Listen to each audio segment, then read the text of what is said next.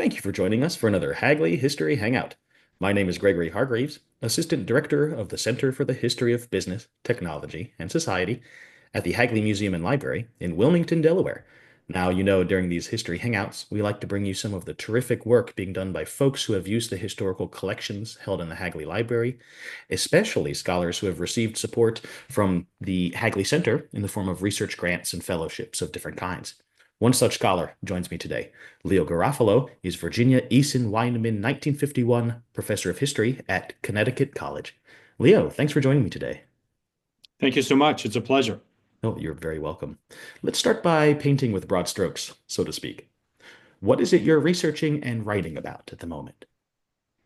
Currently, I'm working on an article and a book that will follow it about Afro-Andean people in what I argue is a Black Pacific, right? And so we're talking about the time from about the 1530s to the 1790s when people of the African diaspora who were moving through the Americas or were born in the Americas were, Afro-Andean people, right, in places like Peru and Chile and so forth, are participating in the trade, the warfare, the exploration, the missionary work, right, the settling and colonization happening in the Solomon Islands, happening in the Philippines, and sometimes beyond with the Portuguese. So this is kind of a time in which we see the emergence of what some scholars call as the early Spanish Pacific Ocean. And within that, you have a large number of people of the African diaspora are working as the sailors, soldiers, traders, missionaries, servants, domestics, right, translators, artisans, and so forth, kind of in that space. And we know about Black Atlantic, and to acknowledge the role of people of the African diaspora in that, we know less about the Pacific for this early period of time. So the Hagley collection has been a place where I've been looking for where I can find traces and sources and maps and engravings and accounts that can help me understand these people as they move into that maritime space, right? Out of the Americas into the Pacific Ocean and across into the Philippines. This seems like a really understudied area, and that you're contributing to something that has perhaps been overlooked for a long time. It's very true, certainly among Latin Americanists, and I would count myself among them. I teach Latin American history, modern and colonial Latin American history at Connecticut College, which is a small liberal arts college, but it supports a lot of us scholars who are indeed looking for those areas, right, in the scholarship that have been understudied, have been underrepresented perhaps in classes, but also in the books and articles that all of us base our classes on in the colleges and universities, and certainly in graduate programs where we're trying to help our students identify kind of areas for cutting edge development of methodologies, of theories, and of course, simply the knowledge of what's happening with people in the past. So, looking at the African presence in the Pacific is kind of a newer area. We really don't have any foundational studies that kind of help orient us. But we do know that places like the Philippines are a place where the African diaspora that is going across the Atlantic world into the Americas, becoming part of African American, right, Creole cultures throughout the hemisphere, right, not just in what becomes the United States, right, is sort of one group of people who are then moving across the Pacific into places like the Philippines, where during the time of Spanish colonization from about 1565 into 1898, right, the Spanish population, right, and sort of group of colonizers and so forth is made up about 50% of those people are actually of the African diaspora. We don't really think about that, right? Obviously, in the Philippines, the majority are Filipinos, right? Or they're people from China and so forth who had lived there for hundreds or perhaps thousands of years in certain ports and enclaves and so forth. But among this sort of, Western, Atlantic world, American world, colonizing, missionizing force, half of those people are actually of the African diaspora. So in many ways, right, we're looking at Manila as kind of being, in many ways, a black city as well, the way that we might think about Sao Paulo or Cartagena de Indias or Havana or some of these other places. And we're also recognizing that on the Pacific coast of South America, those areas controlled by the Spanish, like Guayaquil, like Lima, and so forth, there are also majority black cities, right? So we're kind of trying to think about that idea. And the Philippines is this interesting crossroad of those people moving right? Sort of into the Philippines and into other parts of Asia across the Pacific Ocean. At the same time, you've got another part of the African diaspora, right? Coming from East Africa, right? Moving across the Indian Ocean, right? Either with Portuguese who are going to Goa, who are also coming and trading, right? Into the Philippines, into Indonesia as well. There's warfare among these different groups, but the Dutch also, Arab traders are also bringing enslaved and freed people with them as well. And that's one of the things that we're really digging into is that we're not just talking about people who are enslaved, right? We're also talking about people who, saw themselves as and were free and saw themselves as, missionaries, saw themselves as conquistadores, right? Black conquistadores. And so I'm trying to look at that sort of dynamic, but also sort of, laying down some foundational studies that hopefully other people will get excited about this. We'll also comb those archives. We'll use languages that I don't know, right? And help build this story out. Any history we make, any good history, as you well know, is the effort of many people, right? And usually over some generations of historical effort. Well, that's just terrific. I'm wondering how the Afro-Andean population forms a distinct thread in this uh, flow of people and perhaps within the wider Black Pacific. Well, one of the things that we find, right, and the kinds of accounts of sailors and merchants and naturalists and so forth for the 18th, publishing in the 18th century and the early 19th century, books and maps and engravings that are found in the Hagley collection help me a lot with is understanding, right, the maritime knowledge, both for building and repair of ships, but also fishing and trading along the coast of the Pacific of not only South America, but they're trading up across through Panama, into Guatemala, into Mexico, into California as well. So that kind of shipbuilding and seafaring knowledge, right, gets then carried becomes very much a specialty, right, for many Afro-Andeans living clustered in these communities, right, where they're also synthesizing not only Iberian ideas about shipbuilding and repair and navigation, but also indigenous ideas. So they become kind of a bridge group, right, that's sort of concentrating and bringing together those different traditions, creating kind of a new synthesis, which is super important, right, for being able to cross this very inhospitable, right, body of water, which, perhaps mistakenly named the Pacific Ocean, right? Terrible storms, right? Very difficult to get across, right? With enough supplies, enough water, and so forth to find places for repair. And so the kind of knowledge that had already been specialized and in some ways had been creolized, right? So it's sort of knowledge coming from Africa, from different parts of the Americas, coming from the Mediterranean world, sort of being synthesized and applied to the coast of the Pacific will be super important for those people to then try to cross the Pacific and also come back.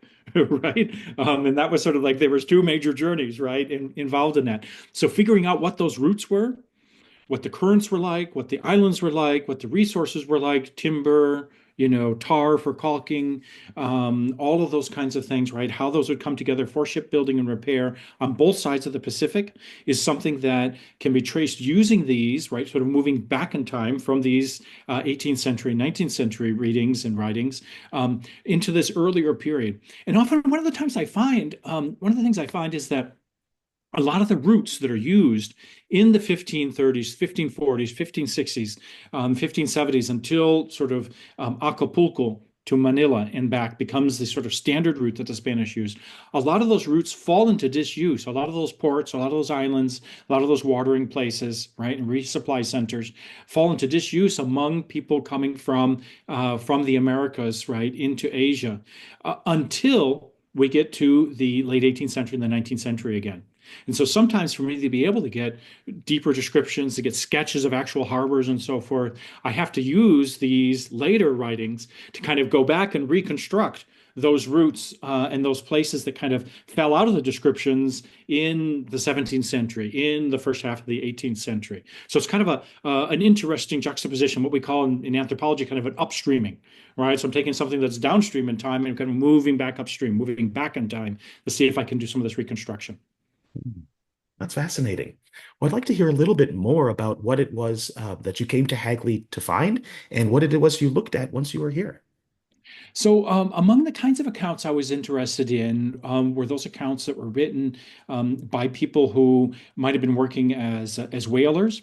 They might have been sent on journeys by their governments to look at the defensive fortifications, to look at the ability for them to send ships in the Pacific warships, right? Or ships that would be doing mapping and so forth, to be resupplied and so forth. So they were interested not only in sort of the geography of the area, but they're also interested in the politics, right? In the local populations, particularly in the ports and so forth. So those became very important for me. So I'm, been looking at things that have helped me with that. Obviously, some of the writings by Alexander von Humboldt have been important, and of course, he had many correspondents as well that he corresponded with, that gave him information. But also people like the John Miller, right, who was a naval officer sent in the service of the United States, and publishes an account in 1829 based on the work that he was doing there in that area. And so some of those have been very important for me in the work that I've been doing. But there are also, other figures that people may have heard of before. William Bligh, for instance, he published a number of books, not just about, the mutiny on the mountain that we all know about, right? But he has other books that also give us important information about what ports and so forth were like, what it was like to cross the Pacific, what it was like to try to repair ships and so forth, where one could put in to do that. But there's also natural histories. Thomas Beale wrote a really interesting natural history of the sperm whale, right? In which he, adds a sketch of a South Sea, meaning the Pacific Ocean, whaling voyage, right? So a lot of those, whalers are not really prominent in the period of time I'm looking at, but they become some of the long range, right, sailors, often spending as much time, right, even though they have larger and faster ships all the time, but they spend more time at sea, right? Because until they fill their hold with whale oil in the barrels, right? The voyage is not a success, right? And everybody is going to get a share in that, right? So sometimes it's really great because they spend as much time at sea, getting across the Pacific, getting lost, coming back because they're chasing whales and dealing with storms and so forth, and privateers and other kinds of things that could happen, right? Just as those earlier sailors would be spending in their smaller, slower ships and so forth, not knowing as much where they were going and so forth. So in some ways, they replicate the amount of time that somebody would spend in the Pacific. So that's another thing that I really love about these accounts, right? You might say, well, what would an 18th century account have to do with the 16th century? Well, there's a lot of continuities of like what happens when you're on a ship for a long period of time with another group of men and sometimes women, right? And certainly for the kind of sailing I'm seeing, there's a lot more women involved and children involved in those sailings. But the sort of the life on board, right? What is the daily routine? What is the weekly routine? What's the division between people who are sailors and those are kind of more civilian, people that are also making that voyage, right? How are they dealing with enslaved versus unenslaved people in terms of work? What's going on in terms of worship, right? And services of that sort, right? Many of the Afro-Andeans come believing that they're part of a church militant, right? They are interested in carrying the faith forward, right? Defending that as a bodyguard or working as a translator or in the retinue of a missionary, right? Who might be going into one of these areas. Just as they were going the other direction out of the Andes, into the Amazon basin, into the Gran Chaco, the high plateaus, right, between Bolivia and Paraguay today, right, going into Chile and so forth, right. So they were also engaging, right, in those efforts, right, as staunch Christians, right, Christian soldiers, and also then making right demands back on the crown to have that service recognized, right, both through pensions, but also through the ability and the right to travel within the Spanish Empire, to be able to occupy different kinds of positions within the local church or within the local municipal government, right, as sheriffs or bailiffs or something of that sort. So there's some degree of social mobility that becomes possible on ship that you don't have on land, but sometimes you can take your service to the crown on board the ship back into right your home community. So I'm really interested in that sort of movement, right? What neighborhoods are sending people into seafaring, right? We know about Nantucket, we know about New Bedford, we know about those right for what becomes whaling, right, in the 18th and 19th century in the United States, and how that shapes those communities right to the present day. And the same is happening, right, in a lot of those places on both sides of the Pacific, and Afro-Andeans are a key part of that. Well, you had mentioned that you're sort of laying the foundation, as it were, for a new field or subfield of research here. And I wonder if you could uh, sort of map out where you see this developing and uh, sort of what you would prefer to be built upon the foundation that you're laying?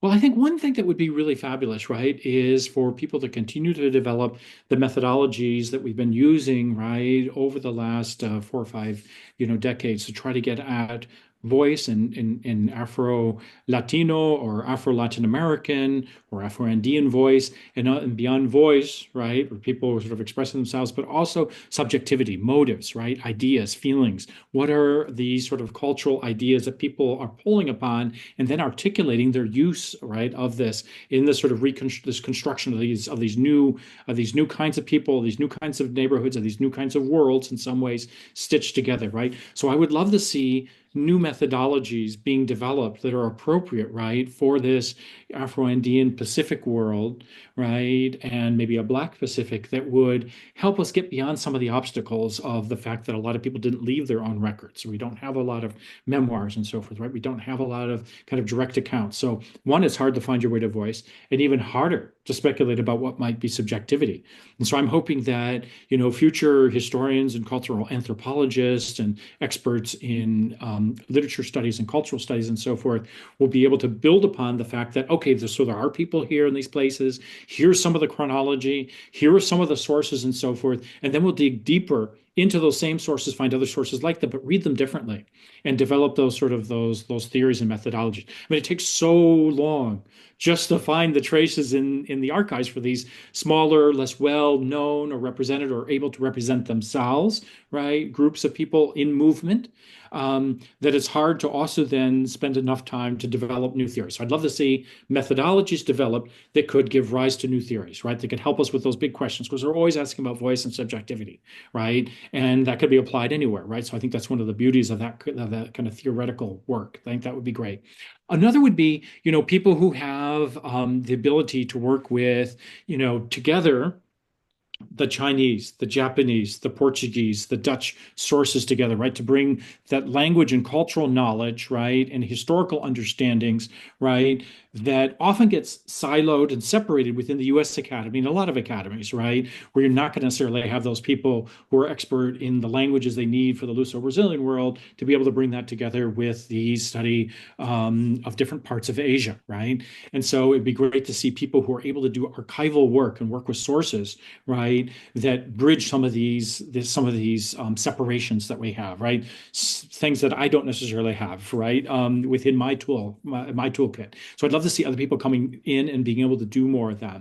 I just went to a really beautiful sort of multimedia presentation about Gabrielle's story. And Gabrielle was somebody who was from Ethiopia, probably was Jewish initially, right? Says, taken by Islamic slave traders and so forth, eventually makes his way to Portuguese Goa, right? He's converted to Christianity and so forth. And then unfortunately, the Inquisition gets a hold of him in 1595. And there's a process against him, right? A trial and so forth. And, he's whipped and punished and so forth, right? For not being a true enough Christian, right?